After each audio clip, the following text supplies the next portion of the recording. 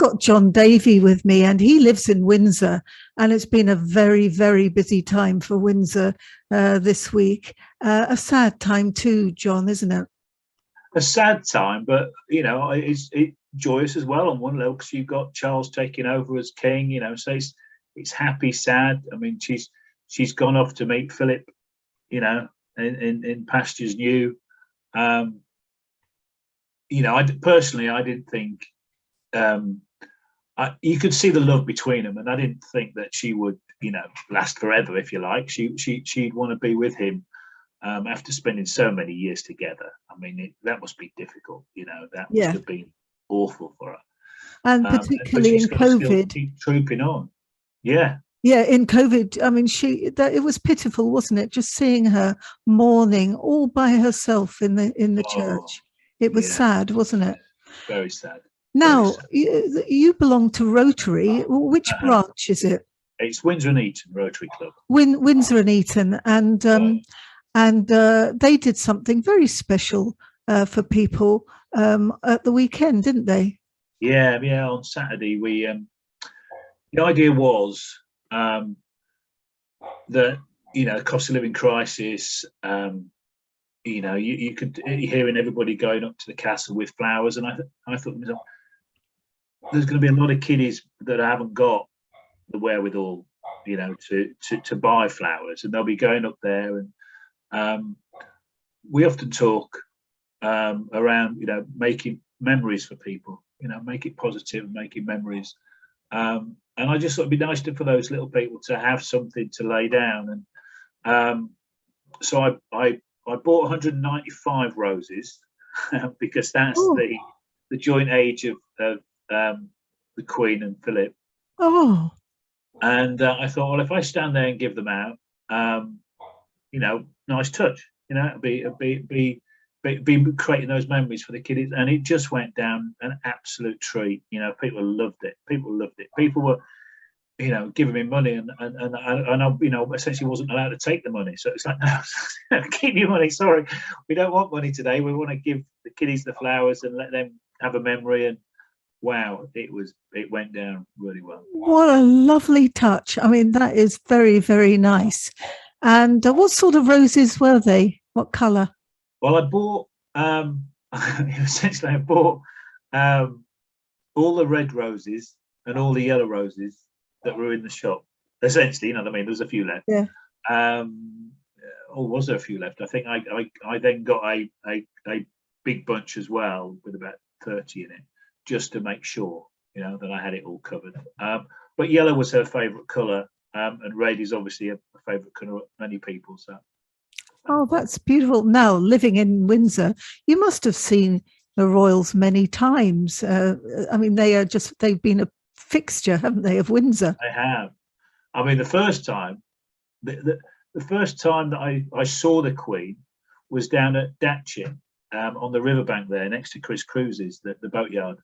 I was on my motorbike and I'd gone and I'd stopped to have a rest. And in those days I smoked. So I'd sat on the bench, you know, made myself a cigarette and sat there, and across the other side of the river, there she was. No. Going by on a horse, you know, with her chap that looks after her. So that was the first time I saw her in that sort of situation. And then in the last Jubilee, I went up there and did a video of her walking down from Windsor Castle to the Guildhall, you know, and I noticed then it was magical. She was always going to the flowers. So if people had, and I told everybody after that, if you want to catch the Queen's eye and get her attention when she's on a walkabout, take flowers. She'll come over and take them like a little bee. It was great. And yeah, I've got a little story that I tell around that, actually. Yes. A friend of mine was the mayor at the time, and he was from Yorkshire, right? And so when they've got inside the Guildhall and they're sitting down, he turned to the Queen and he said, "Would you like a nice cup of Yorkshire tea, Mum?" As you would. And she went, "Oh yes, please, that'd be nice," because obviously she was parched after all that walking about. And 30 seconds later, the Duke pipes me. He says, "Hang on a minute, they don't grow tea in Yorkshire." And my mate Asgar replied, he said, it's all right. So they've renamed part of Ceylon, Yorkshire. Oh, that's great. And you've sadly you missed out on an opportunity to meet her recently. Yeah, well, the president of the club for the last 2 years until recently was he was saddler to the Queen, and so we were hoping, in his year, so before the actual years started, so before COVID, if you like, it was mentally in our heads to have an event where we'd be lucky enough to meet the Queen and all the rest of it.